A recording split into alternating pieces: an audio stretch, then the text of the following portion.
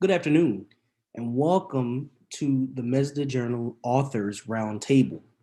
My name is Torrin Gadsden, Assistant Professor of History at UNC Greensboro and guest editor for the current issue of the MESDA Journal. This afternoon, I have the privilege of sharing in conversation on current research featured in the MESDA Journal. From our roundtable guests, as well as take questions from viewers. First, allow me please to introduce our panelists today. First, I have Dr. Tiffany Moman, who is a visiting assistant professor of history at Sewanee, the University of the South. She is also a founder and co-director of the Black Craftspeople Digital Archive and is the author of John Quash Williams' Charleston Builder. Next, we have Graham Long, who is a director of museums at Historic Charleston Foundation. He is also the author of several books on Charleston's social and material history, including Lost, an exploration of the city's lost architecture and treasures. Lastly, we have Gary Albert, who is the director of MESDA Research at Old Salem Museum and Gardens. He is the editor of the MESDA Journal and also serves as the museum's adjunct curator of silvers and metals. And together, Albert and Long co-authored the project John Go, Free Black Cabinet Maker of Charleston, 1763 to 1791. And so from James Newton's book on slave artisans and craftsmen in the late 1970s to Robert Orwell's book, Masters, Slaves, and Subjects, The Culture of Power in the South Carolina Low Country in the late 1990s, to more contemporary scholarship such as Emma Hart's Building Charleston, Town and Society in the 18th Century British Atlantic World in 2015. These scholars unearthed the African-American voice within the objects and landscape that together paint a more inclusive history. This engaged intentional research of African-American skilled craftsmanship continues with both of these projects, which are nestled within the current scholarship on 18th century urban South, and specifically they emphasize the importance in acknowledging all of the historical key players, sometimes unknown to the general public. So if anyone in the audience has questions, feel free to place those in the chat.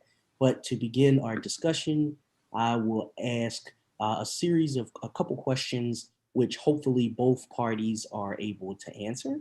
And the first question is, to begin, if both groups would share brief accounts of how you came to your projects and the resources that put them together. Sure, I'll go. Tiffany, why don't you go ahead? Okay, sure. I actually came across this project, I guess it must have been at Antiques Forum in 2018 when Robert Leith, former chief curator there at MESDA, approached me and said, if you'll come to Summer Institute, I have the perfect project for you. And so that summer, I found myself at Summer Institute, and my project was exploring the construction of the Pinckney Mansion, but looking at the construction of that mansion specifically through John Quash Williams, the enslaved and later freed Black master carpenter on that project. So it was a lot of fun.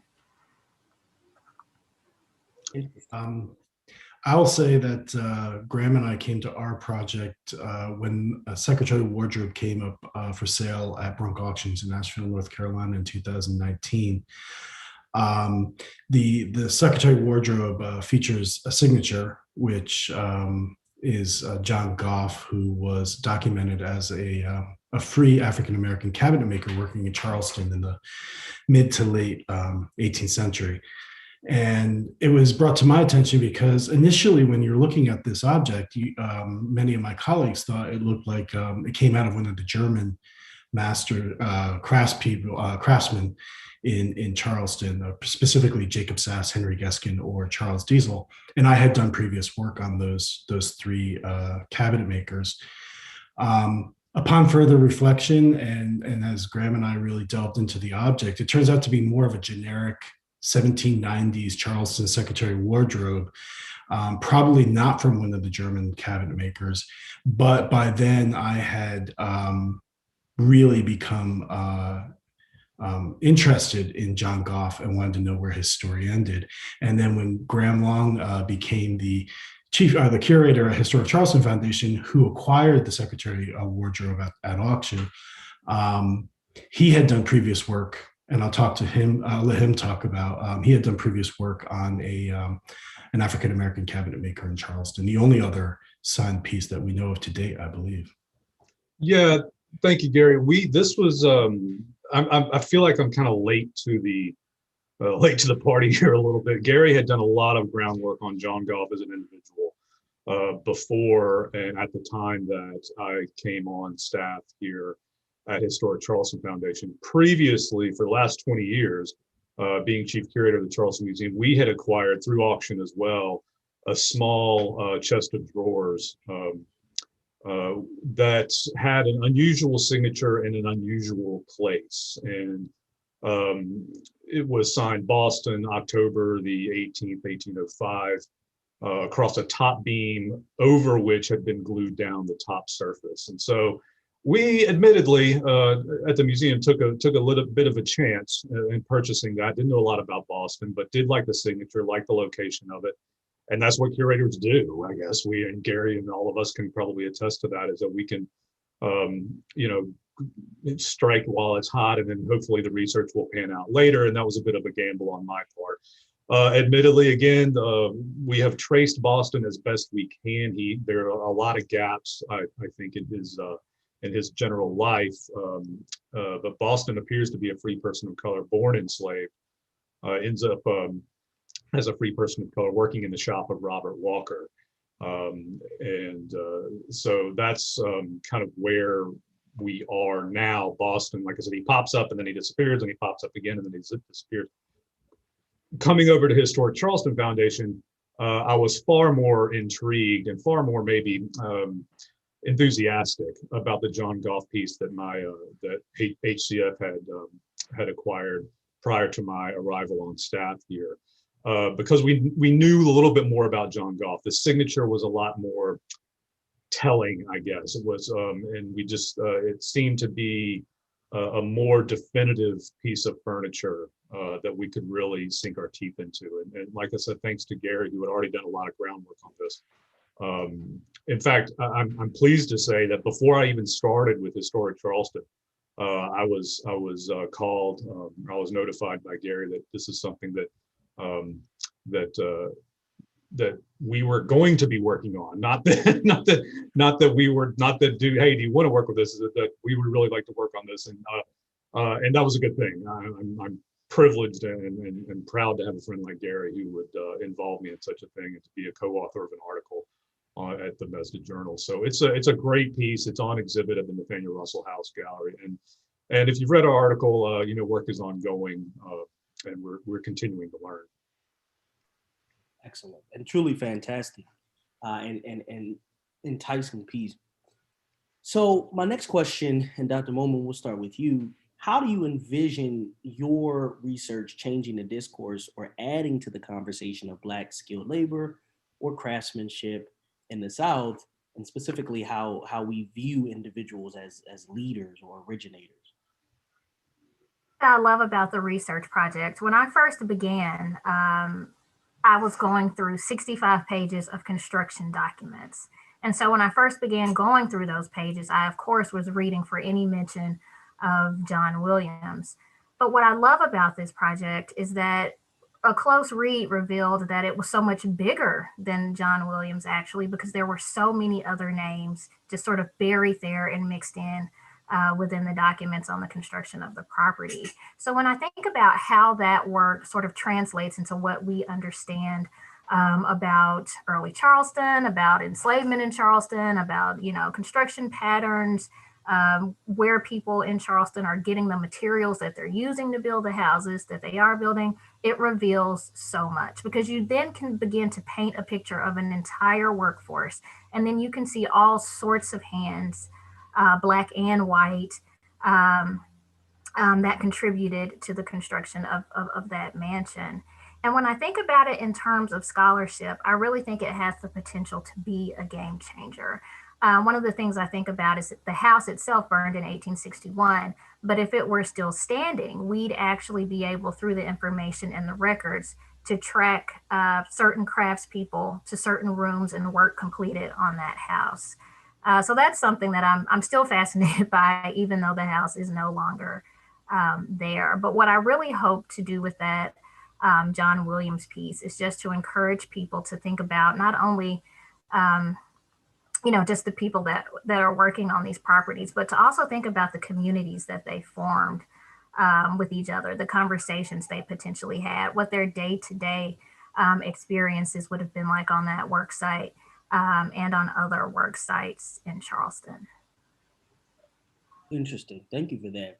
Similar question, identical question rather, to the one I just posed to Dr. Moman. However, I will add a flair to just in quick repeat, how do you envision, you guys, this article changing the discourse or adding to the conversation of Black skilled labor and craftsmanship on the South?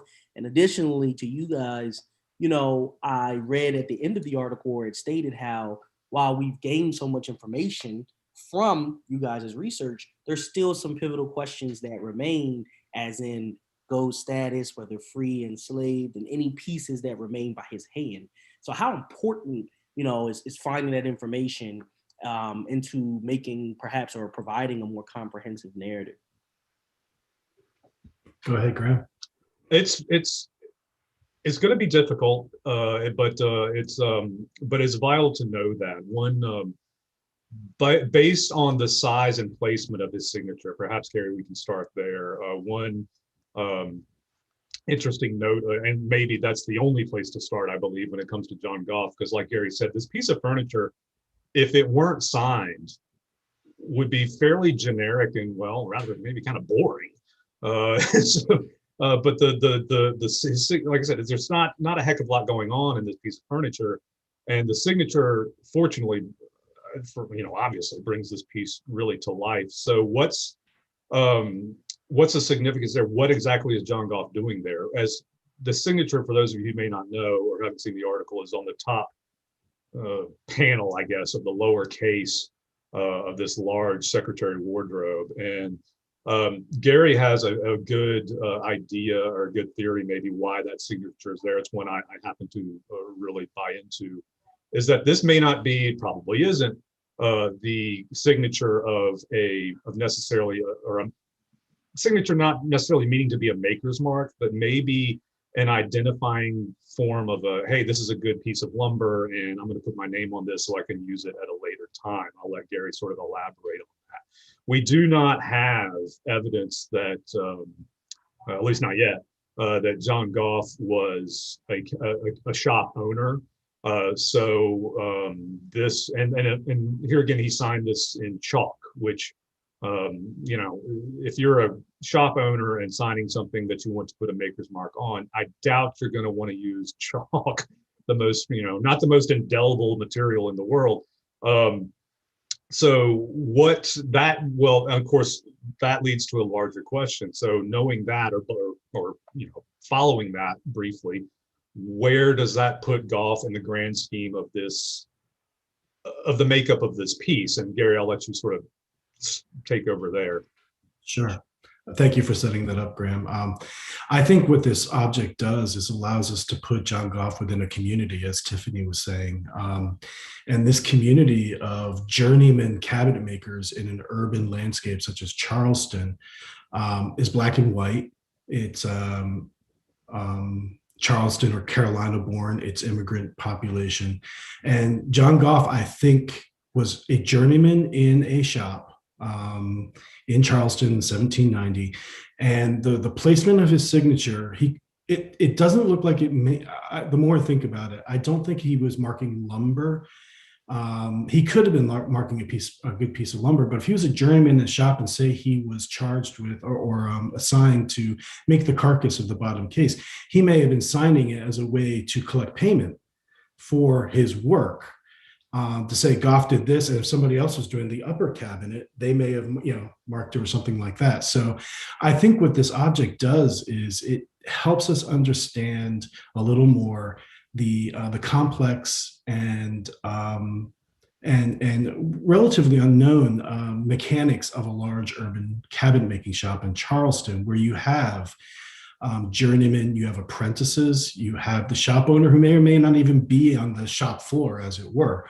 And that also places John Goff within a larger community of skilled craftspeople, many of whom we don't know, both Black and white. We don't know their names. And to my knowledge, this may be one of the only pieces of Charleston-made furniture with the mark or signature of a journeyman craftsman. I mean, Boston could be another, the Chester drawers that Graham was describing could be another example. But I think what this is doing, this object really reveals a community of craftspeople that we heretofore have not really been able to use an object to say this expresses their existence. Interesting. And as a curious segue from the signature and the intentional act or decision-making process attributed to a signature, how important were aspects of autonomy or agency within both of your research processes? And does the fluidity of movement within, as has been mentioned, this community aspect, did it have major impacts on the historical record or what you're adding to the historical record? I think Tiffany, you have the answer. One of the things that I uncovered in that research on John Williams was just sort of going through a close read of the documents. I uncovered that he actually, while he was still an enslaved man, he was living alone in Charleston. So he wasn't living at the site of the Pinckney Mansion. He was actually living somewhere near what was then in 1750 the Naval Office. And I've hunted in every way I can think of to try to figure out where that Naval Office might have been. And there are some good ideas out there about where it possibly was. But when I think about autonomy, I think about that. So Charles Pinckney is giving John Williams money to pay his rent. And that comes through in the papers as well. So he's living there. He puts an advertisement in the newspaper in Charleston, South Carolina Gazette in 1750. So obviously he had to get from wherever he was living to the office of the South Carolina Gazette to submit that advertisement. But I'm also thinking about the other men that are there on site and how they're moving throughout the city. So there are records in the Pinckney papers that reveal that some of the other men that Charles Pinckney enslaved are, for example, leaving their location at the Pinckney Mansion and going to work at Charles Pinckney's shop on the down on the south end of the bay, so down on what is now near the Battery, for example. And then there's another enslaved gentleman there, Pompey, I believe, leaves the mansion and he goes and works on the boat for a few days a week, and then he comes back. And so it's just sort of all of this sort of thinking about how they are moving throughout the city, how they are negotiating that landscape, what that looks like. And then also thinking about, I found other records in the Pinckney papers where the Pinckneys are hiring what I can only assume are white men to escort the people that they enslave from place to place. And so often you'll see them going from the different Pinckney plantations around Charleston to, say, Pinckney Island, that's a little bit closer to Beaufort, South Carolina. So there's just, when you think about autonomy, I'm mainly thinking about movement, but there's just so much there, so much potential in the research there to uncover even more. Yeah, it's an interesting conversation to really delve into. And I think it needs a lot more exploration so we can start talking about it at some point. It's just the general socioeconomic fluidity and movement among the enslaved on Peninsular Charleston. As Tiffany said, John Williams is not on site. We have John Goff, who isn't even on, or whose owners appear to be not even be on the peninsula. In fact, and that's not just really an 18th century thing. You smash cut to, the 1850s, and somebody like Robert Smalls, his owners are in Beaufort. And so how is that really work? I think there's an interesting study that can be really eye-opening. That's one of the things that really intrigued me after we assessed the object itself, going into the historical documentation and revisiting some of the primary documents and seeing John Goff in Christchurch Parish, which is right across the river from the peninsula, where he meets his father-in-law. Don't know if he met his to-be wife first or the father-in-law. We do think that his father-in-law may have been the man who trained him as a cabinet maker, who was a freeman himself, Charles Kors, who was born in St. John's Berkeley Parish, further up the river. We have these communities of African Americans in the greater Charleston area, and the movement throughout the different parishes with the economic opportunities on the peninsula kind of drawing them in. But as Graham said, I don't think John Goff lived on the peninsula ever, and Charles Cords I don't think did either, his father-in-law. They were in Christchurch Parish, which is basically Mount Pleasant now. But drawing these communities together was really interesting to me. And so I hope I answered your question. You did. And as a follow-up to that, where that question came from as far as John Goff is concerned, and why I saw that as completely mind-blowing, was when he is, I guess we'll say, manumitted from Elizabeth Aiken. He has to pay 250 pounds to the executor, but then is in turn given a refund, if you will, or is paid money to be able to secure tools to complete his process. And so, I just think that the fluidity there of that entire process and it being intricate and complex just kind of speaks to how these operations are large and it is a community, but in the same way, business is taking place. I think sometimes we overlook those ideas because of the wretched horror that was the institution of enslavement. But we're seeing business taking place, even from a person who is in a position of oppression, being enslaved. So, I was just interested to see what your guys' reactions were for both parties when you came across that information, or how you processed that information. A lot of times we talk about how, what is the ramifications once research is produced. But what's interesting also is what scholars, like both parties, do with information once you find it, because, it's up to you to kind of create that narrative. I'm going to let Gary pretty much carry the weight on this one, because he came to me with this information. He showed it to me right when I came over here to HCF, and we started talking about this article, and I was knocked over by it. This is the first example that I had seen of that type of transaction, and I was really scratching my head over it. I dug in a little bit. In fact, I even called my sister-in-law, who's a lawyer, to say, does this make any sense at all? And so that was my really extent with it, and something that, and I'd ask the rest of the panel this, if anyone has any second or knows of other examples of this happening, I'd love to know about it. Gary, you might. Sure. So for those in the audience who hadn't read the article, what we're talking about is in the 1763 will of a woman named Elizabeth Aiken, who had enslaved John Goff.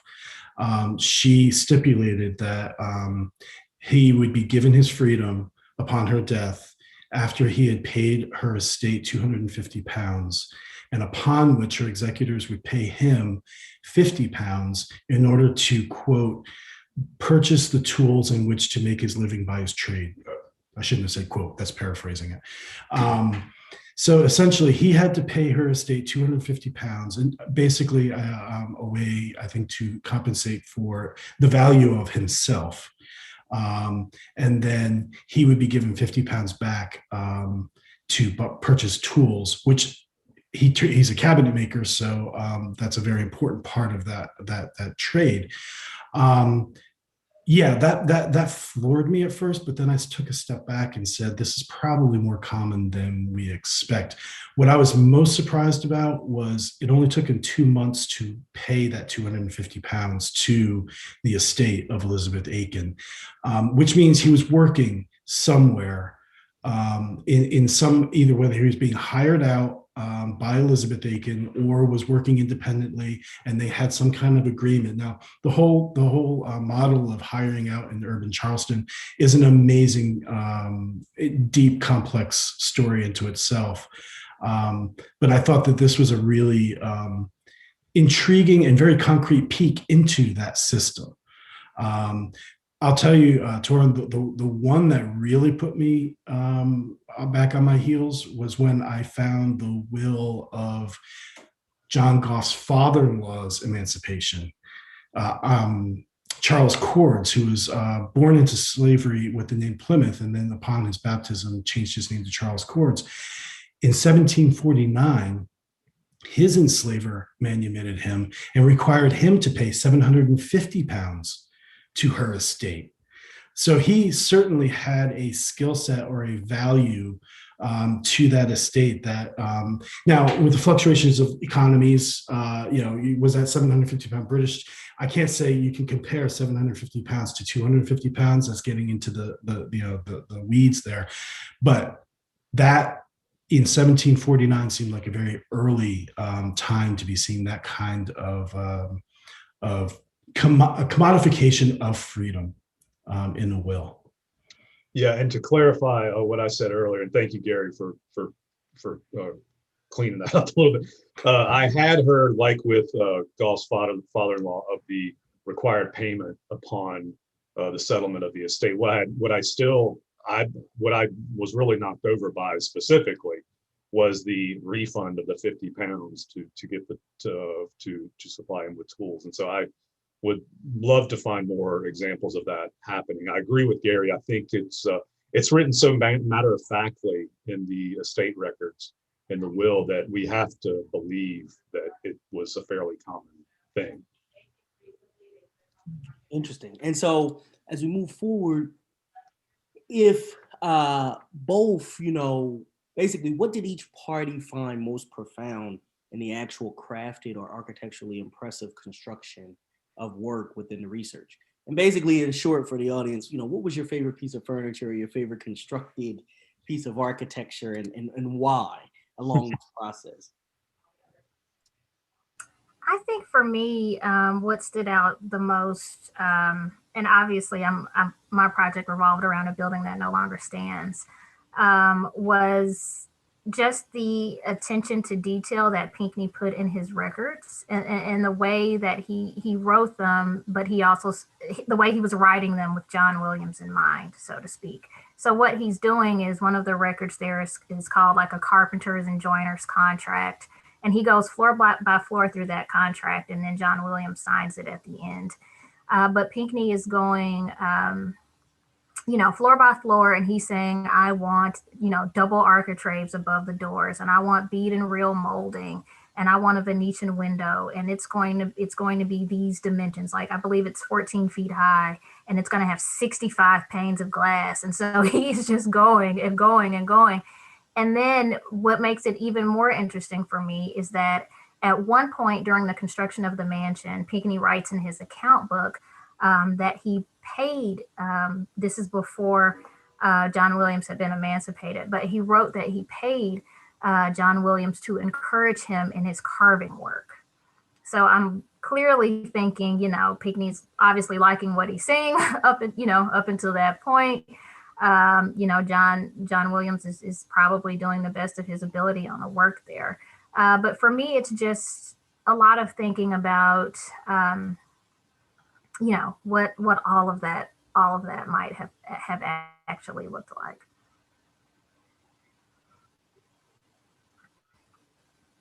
Well, I will say that if Graham wants to say the Secretary of Wardrobe is his favorite, I'll let him have that. I like the Secretary of Wardrobe just fine. The signature was obviously what the entree into this research project. But as painful as it is, I think the most, I wouldn't say favorite, but the most poignant thing that I encountered in this research was the 1791 sheriff's announcement that John Goff, the cabinet maker, had been jailed for a civil charge, and had what the sheriff's announcement said had escaped the Charleston jail. And that is the last concrete piece of documentation we have that John Goff was alive. I would hope that It is up there. Thank you. There's the announcement. I would hope that he got away safely and made a life elsewhere, and was able to do that. In my in my sadder moments, I would say, he may not have survived, and that's so. What I wanted to say is that's really a capstone on a life story that begins in enslavement. He pays for his freedom. He becomes a member of a community, not only the community of skilled craftsmen that we were speaking about earlier, but also a community of free African Americans in Christchurch Parish. And he and his wife are in business together. I think his wife, Margaret Cords Goff, is a woman to be researched unto her own. She was the documentation is intriguing about her. And I'll maybe let Graham talk about this, but he was the first member to be voted into the Brown Fellowship Society a month before he was jailed. So you have this very poignant arc of a man's life, and we don't know the end of the story. And that sheriff's announcement is, for me, the most poignant part of that. Yeah, I'm with Gary on this, because it's we have this wonderful cypress and mahogany and other wood secretary wardrobe that makes a pretty impressive for a pretty impressive piece of furniture. It's got everything that you would expect from this period going on, but then you step back from it, and it's kind of like, well, like I was saying before, without the signature, this blends in pretty easily with a lot of other things. So it's, for me, like I said, I'm in Gary's boat on this one, because it's almost like the cabinet, the secretary wardrobe that we have is really just almost kind of just not a consequence, but sort of this one little piece of such a much bigger story. But it takes a little piece like this to reveal the bigger story. And as that whole kind of life arc that Gary was speaking of, we do have a tangible piece of John Goff's life. Now, how big a piece that played in his life, if you look at all the things he was doing when he wasn't cabinet making, it's probably fairly minimal. But it's fun for me to see how things really can be important later on, when they may not have been as important at the time. And yeah, to underscore what Gary said, his escape from jail and his subsequent, let's call it a disappearance, until his widow shows back up in 1811. It's just,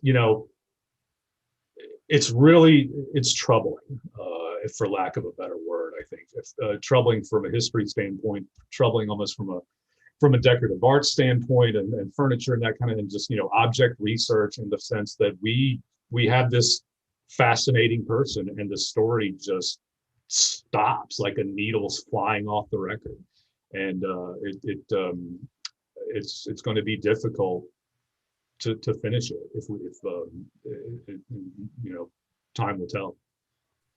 And I think, to your sentiments and to all of your sentiments, that's kind of the impactful piece of what, this special edition of the journal is trying to get at, is that while some of this, most of this skilled work and artistry is done, it's done under this constant pressure, this constant eye of a system, right? And its duality, and there are consequences, positive and negative, to everything going on. And shining light on that really does justice, making a more holistically inclusive narrative.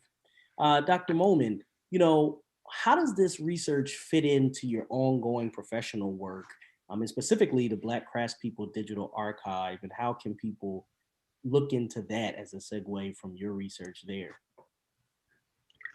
Sure. So this project was sort of one of the seeds that helped towards the creation of the Black Craftspeople Digital Archive, because it starts with me essentially mapping John Williams and the other enslaved men who worked on the Pinckney Project, and just sort of mapping their whereabouts, in the city of Charleston, putting on the map which buildings they were working at, which areas they might have been. And it simply grew from, well, if I can map, these 8 men, I can map more people. And so it just sort of kept going. But it definitely, this project definitely inspired that research, inspired me to go further with it.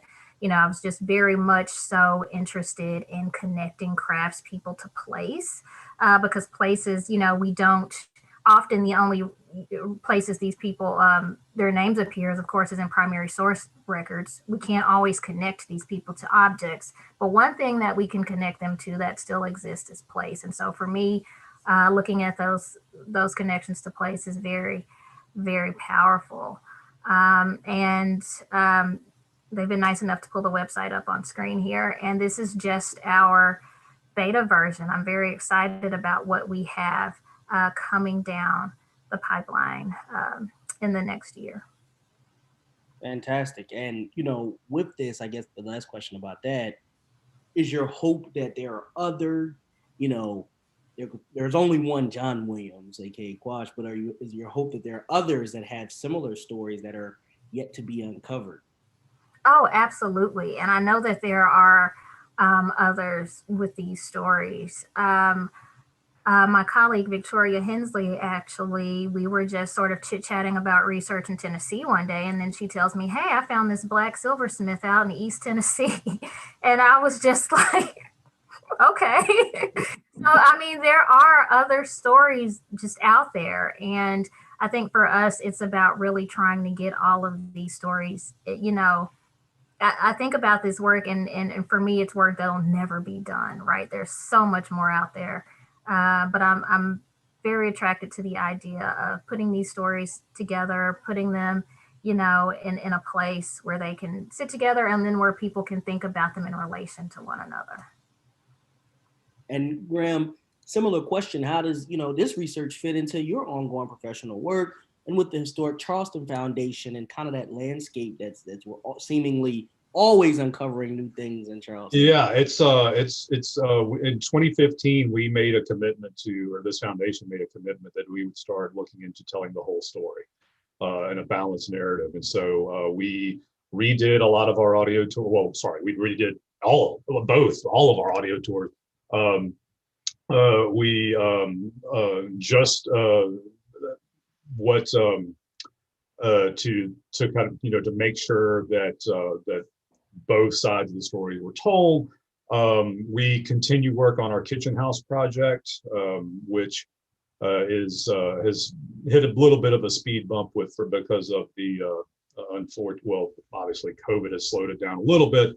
And then the unexpected and unfortunate death of Ed Chappell, who was really leading our charge for the fieldwork process. I'm pleased to say we're picking that up now, and we will be completing that. I'm hoping should be by the end of June. So that work is continuing. Yesterday, we actually did ground penetrating radar underneath the kitchen house. I am cleaned up nicely from that. So it was about a 2-foot clearance with broken glass and mice and whatever else, but it was certainly worth doing. So we'll be exploring archaeological investigations underneath that site.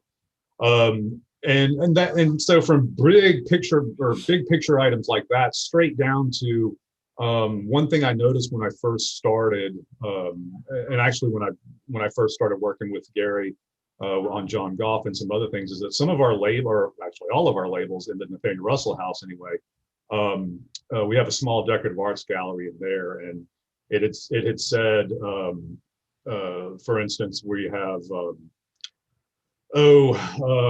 speaking of Robert Walker, we have a 4-poster bed by Robert Walker, who's a prolific cabinet maker in Charleston in the late 1790s and 1820s.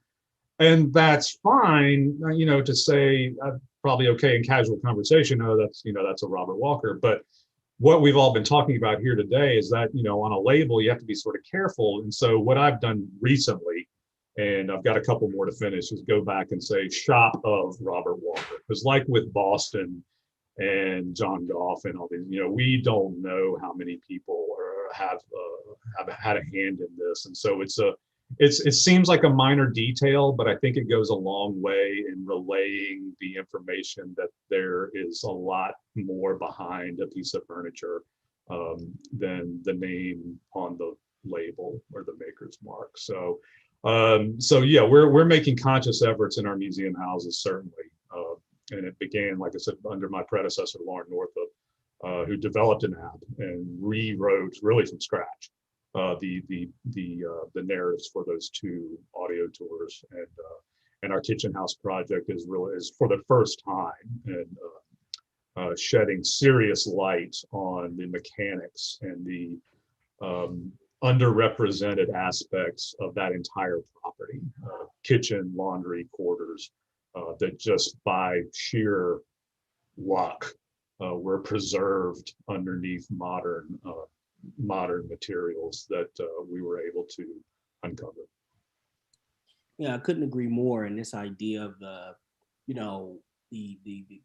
critical notion of credit, right? And giving individuals credit not only involves them, and I've talked about that word a lot today, inclusive, but it kind of cleans up the overall historical narrative, and it makes it, it makes it more impactful for all audiences that would engage with that. Gary, is there any way this research is forwarding the great work MESDA's still doing? Yeah, I mean, in a number of ways, but most pertinent to this roundtable, 3 years ago, we realized that the amount of new scholarship on enslaved and free African American craftspeople was really coming, and we were able to say, let's look at 2020 as a themed issue, and that was the start of what is a commitment to including new scholarship about African Americans, about American Indians, female craftspeople in the MESDA Journal regularly. This is not a themed issue that is going to be, this is the beginning of every year. And I'm going to embarrass both Dr. Mohamed and Dr. Gadsden, because I do have a verbal promise that you're going to be writing an article for me about the landscape of urban enslavement at some point, maybe next year or the year after. Now I have you on record. But we have an article coming up in 2021 on also an enslaved and free African American potter here in Salem, North Carolina, and so it has begun a commitment to, as much as Graham was saying, to be more inclusive in the labels, but to be more inclusive and regularly present new scholarship on underrepresented populations. And in the MESDA Research Center, we've been blessed to have the Craftsman database, which was colorblind and gender blind and class blind since its inception in the early 70s. I will say we can do a better job, and we will be doing a better job, but we have a strong foundation there on which to build, and what Tiffany and Torin you're doing with the Black Craftspeople Digital Archive is really amazing. And I'm hoping that John Goff shows up someplace in Tennessee as John Gruff, or and I'm putting my faith that the end of our story can be found in your work. So I hope that answers your question, Torin. It does. It gets directly to the vein of that question. And this has been great. I would wonder, do we have any questions from the audience? None that I see currently, but just as a reiteration that if you have not checked out either of these two pieces of critical scholarship, especially when we talk about Black craftsmanship, 18th century and that Southern landscapes, particularly in Charleston, please visit the MESDA Journal, where you can look at it and stream it. And there's a beautiful image of it to the left. And also, you have access through this chat, the link to the Black Craftspeople Digital Archive. And so both of those resources are just, tremendously invaluable. And I think that what these two articles, produce and fold into the envelope that is this specific edition of the journal is just impactful, and it shows a serious commitment not only to the inclusivity but to the research and putting those pieces together. And so thank you for taking this time. Thank you for the research first, but also thank you for taking the time to just share a little bit about your process and creation of this research, some of your highlights and some of what you hoped your audience or your viewership would get from it. And if there are no questions, I believe we may have reached our end. Well, thank you, Torin. I really appreciate you not only hosting and moderating this afternoon, but you've done an exceptional job as the guest editor for this year's MESDA Journal, and I really appreciate all of your input and your keen eye on the words. And Tiffany, I really appreciate you contributing your scholarship to the MESDA Journal. It's been a pleasure and an honor to work with you on that. And Graham, we've known each other way too long to mention online, but it's been a pleasure getting to work with you officially for the first time. Thank you for that, Gary, very much. And I did see a question pop up, and this is, I guess, geared towards you, Tiffany. And that was, has the Pinckney Mansion been excavated, and if so, what was found? Sure. So there was archaeology completed at that site. Maybe that was spring 2019 or late 2018.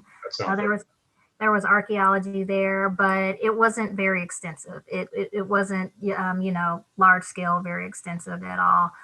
They found a few things off the top of my head. I'm thinking about the images of the things they found. I know they found like a pipe head and stem. But they also found what they thought was remnants of one of the brick chimneys of the mansion. And like I said, it was very quick. So they quickly just did that little excavation and then filled it all back in. Yeah, my limited experience with the site was, it was a box to check, and that's pretty much what happened. There were a lot of areas of the ground had been, being so close to the market and being in a fairly flood-prone area in the last, 40 or 50 years. Much of the first 4 or 5 feet have been churned up pretty significantly. And hardly any, I don't think any features were found other than Tiffany said, the brick, what was it, the hearth or the chimney? I can't remember. Yeah, it was one of those. Okay.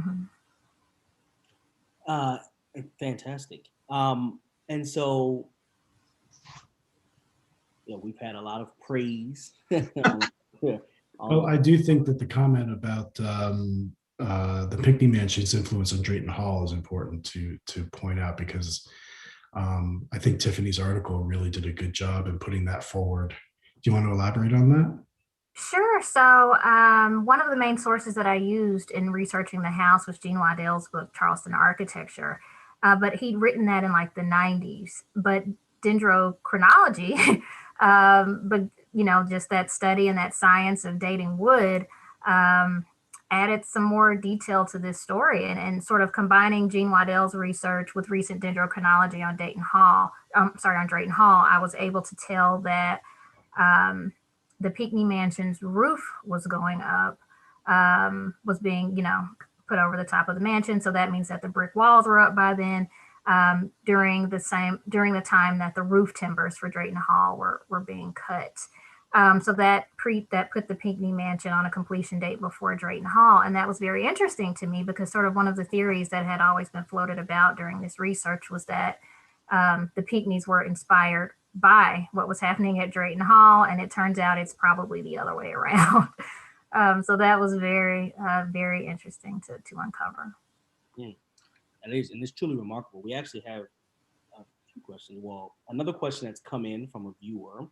Are the records to who bought Giles' land and property after his supposed passing, or are there records, excuse me, who bought those land and property after his supposed passing? Sure, I can answer that one. His wife lived at least until 1811, and we believe all of his property were, he either had, we haven't found a will, but it was with her. There were a few sales of properties that they had owned because they were investing in real estate on the peninsula quite heavily. So after 1799, with his disappearance, there are a number of pieces of property that are sold, that are said from his estate, as well as some individuals that they had enslaved. But after Margaret's 1811, she's noticed, I think it was giving up a dower. Is that correct, Graham? In 1811, she was 1811, yeah, renouncing a dower on a piece of property. correct. She shows up as and is listed as a widower or widow, excuse me. Yeah, and after that, we can't find any more information about her. So we don't. To answer your question, is where did his property go after his wife passed away? We don't know.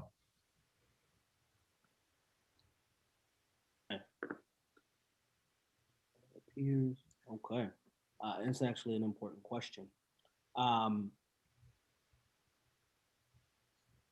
someone has mentioned that they hope he's been found in the Gulf South, which is an area of Well, Jackie, you need to go back down and find him. I recognize that. None. And but this has been truly fantastic. And so I want to thank all of our viewers for joining us this afternoon. And if anybody is interested, and I know you all are, please visit the MESDAjournal.org so that you can read both these two pieces of research and all the others that have made just a truly wonderful, wonderful piece of robust scholarship in the 2020 MESDA Journal. But for now, I wish you a good afternoon, and we will be in the same place not too long. Take care, everyone.